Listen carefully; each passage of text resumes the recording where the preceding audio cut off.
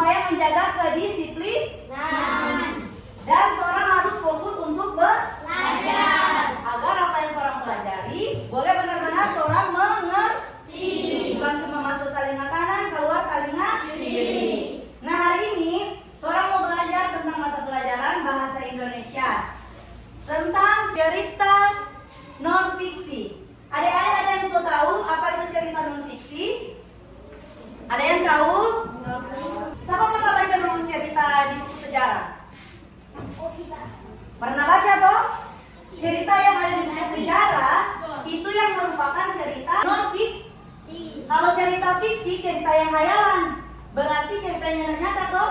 Siapa pernah baca dongeng? Nah, cerita fiksi itu loh, cerita dongeng toh. Adik-adik suka baca cerita dongeng? Suka. Sekarang ini mau lihat gambar. Ini ada sebuah gambar. Gambar apa ini yang di atas dulu? Pesawat. Yang di atas ini? Rumah. Rumah yang ada di mana? Sawah. Di sawah. Sawah. Kalau yang di bawah ada gambar apa? Ada gambar menanam. Nah, sekarang Enji mau kasih soal. Tulis, siapa yang boleh jawab mau dapat hadiahnya? Nomor 1. Jelaskan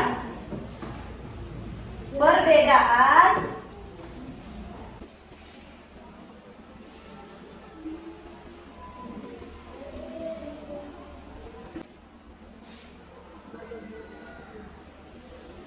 gampang toh?